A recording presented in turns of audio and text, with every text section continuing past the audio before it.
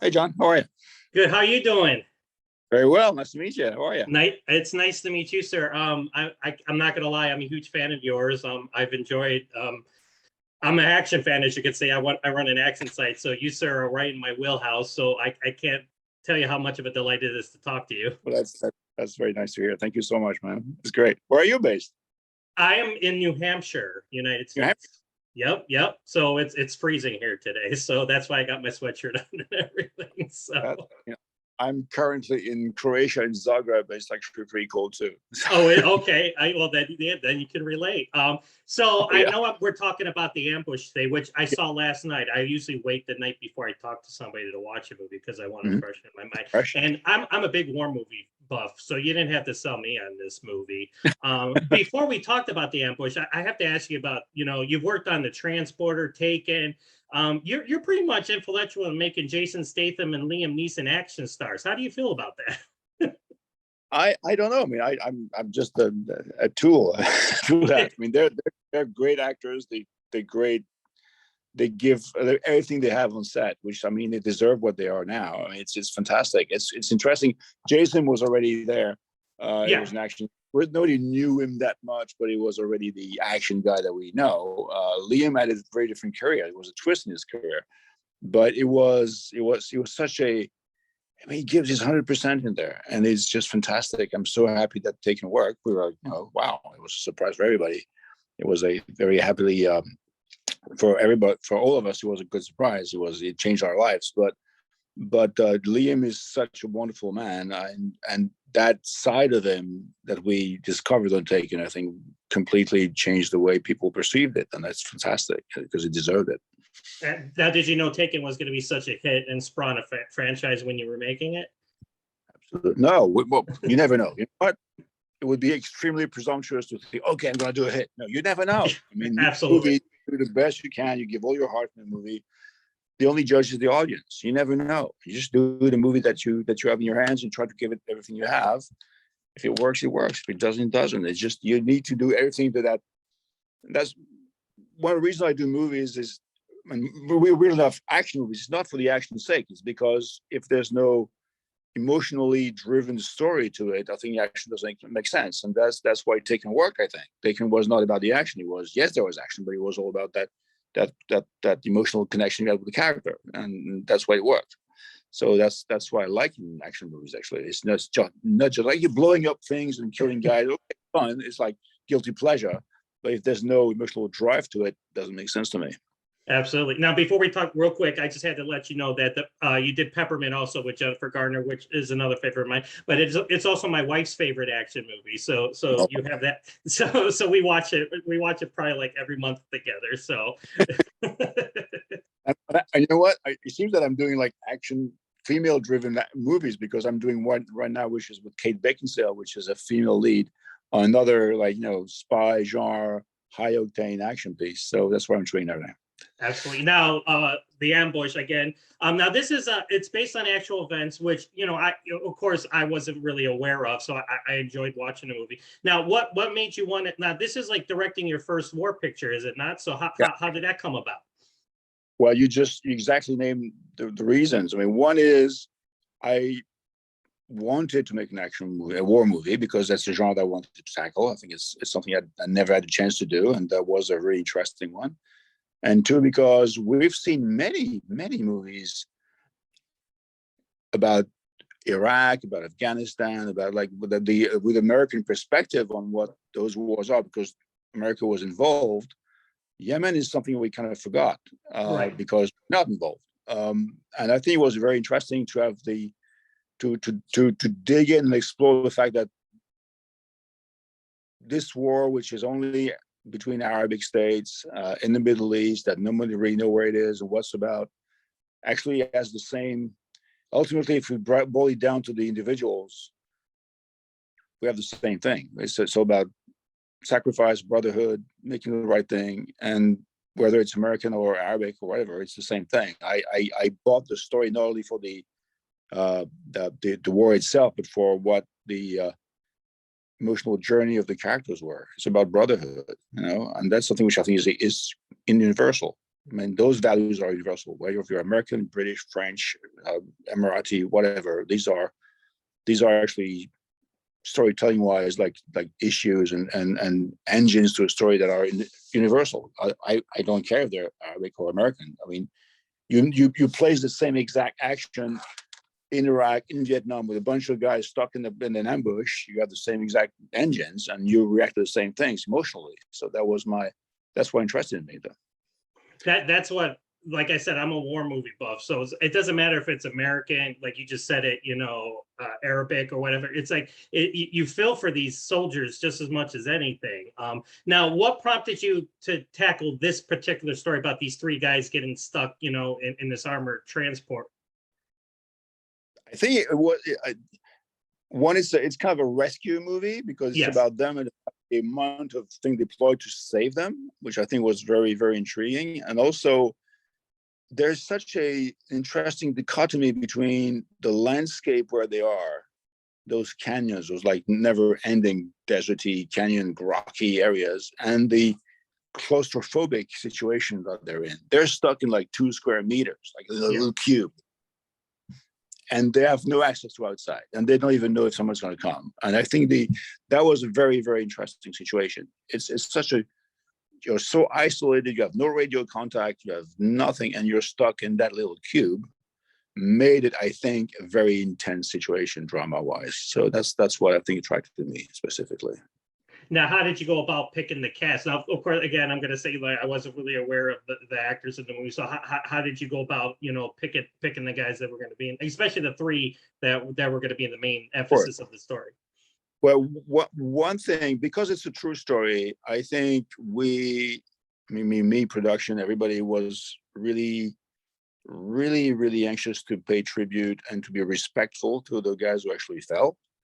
And because it's an Emirati movie, there was, from the get-go, we wanted Emirati actors, and there's not that many because it's a very young state. Mm-hmm. The Emirates, as they are, actually been existing for only 50 years, and their movie industry is just building up, and they have a theater industry, they have a TV industry, but we wanted to find guys who would be really representative of what the Emirati soldiers are, right? Right. People don't really know about the Emirates. People know about Dubai, and oh wow, it's Las Vegas, it's cool. But actually, in the Emirates, overall 10 million people live in the Emirates. Only 1 million are actually Emiratis. It's a very, very small local population. And when you talk to the families, to the people in there, there's not one single family who doesn't have a cousin, a brother, a father, whatever, who's been sent to Yemen, because everybody participated in the army there. So all the cast had somehow a link to someone who was sent for a round in Yemen at some point. So they were all very, very, very involved. And I think that played really well, I think, because they were not faking the emotions. They knew. Mm-hmm. That was part, I think, of the realism of the movie. Right. Now, being that this is the first war movie that you directed, what were some of the challenges that you've done action before, but this is, I'd say it's different, in terms of the scope and everything. So what were some of the challenges that you faced while making this movie? Obviously, you shot in the desert somewhere, so. Well, the action-wise, it was not such. I mean, this challenge, because when you do most action before, it's like a one-on-one action. Yeah. This one's like a lot of people, a lot extras. Of yes, yeah. There's a lot of extras, and it's a bigger scope, let's say. So that's obviously one challenge. The biggest challenge, actually, which turned out not being such a challenge, but I thought it would be, actually, is the language, because I directed people in Arabic, and I don't speak Arabic. Mm-hmm. So that was like my fear was like, okay, I'm not going to get what they say. I know what they're supposed to say, but does that translate? But weirdly enough, after I had a translator and assistants on board, would like give my directions to the actors, and I would just listen to the feedback. But it's amazing how whatever the language, wherever you are in the world, even if you don't get the words, you get the music and the pace, the tone, you know right away if the delivery is right or not, even though you don't understand what they say. Mm-hmm. And that was very interesting, very challenging, actually. Okay, so now let's talk about the action. There's a lot of action in it.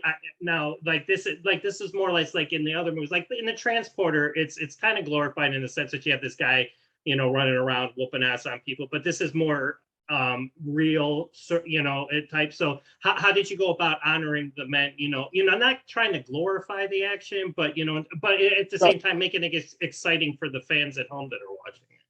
I think all the action movies I've done, I never. There's action and there's violence. I mean, glorifying violence is never something I wanted to do. I mean, right. And and war is probably the worst ever experience anybody can have. And that is something that when I try to do like extremely impressive images, it's just to portray how terrible it can be rather than how cool it can be. Right, absolutely. When you blow up on the landmine, it's not fun, but it is impressive. Mm-hmm. So we wanted to make all those moments where vehicles are like receiving RPG hits and they're like running in a anti-tank mine that just like flip over.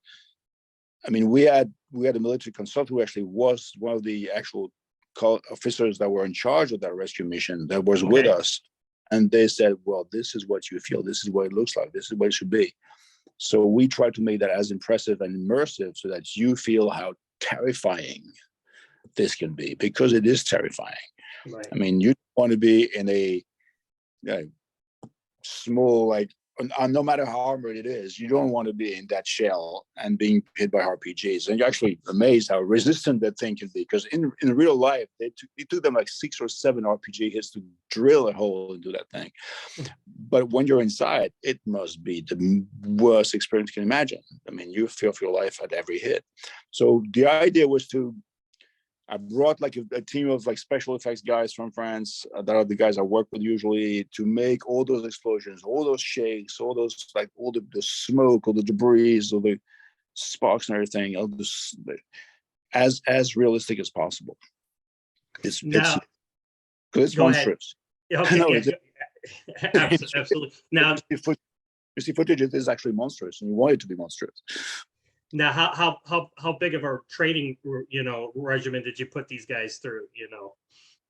We had to train them. Well, the thing, like as I said, most of those young actors, because everybody like the military service is mandatory in the Emirates, so they all went through training, and we put them through like a boot camp, like real like hardcore crash camp, to learn how to move, how to do things, and how to behave. All of them, and some actually were still. So the soldiers and some of the extras actually military guys, so that the one that were the most unhappy with the military's UAE soldiers who were portraying the Houthi terrorists, and they were not happy to do that, but they had to. But everybody on board was really well trained. They because they've been either really in the army for real and they were veterans, or they had been through some training.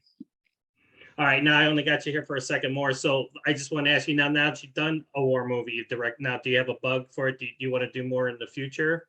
Like I'd love to. Something else? Yeah, I'd love to. I think there's so many great stories to be told. There's a lot of conflicts, not only in the Middle East, everywhere, but I think these are great, not only historic stories, but human stories. I think it's, I really love the genre. I enjoyed it so much. I have so much more ideas to come up with. Yeah, I'm in. Bring it on. Well, I can't tell you what, like I said, I'm a fan, and I can't tell you what, it's been an honor to talk to you, about the movie. And I hope a lot of people get to see it, because like I said, it's really yes, it is, there is action in it, there's a lot of, special effects and stuff like that, but it's the human drama, that you really got across with it. And that's what I want, and again, sometimes, in America, we tend to only gravitate towards American war stories, and that's such a because like it's all over the world, it's like everybody experiences stuff like that. So to watch other countries go through what we've gone through, I think I think it's kind of like a part of the healing process too. You can see like how these people suffer just as much as we have in certain wars and stuff like that. Absolutely. I mean, look now. I'm sure we could do.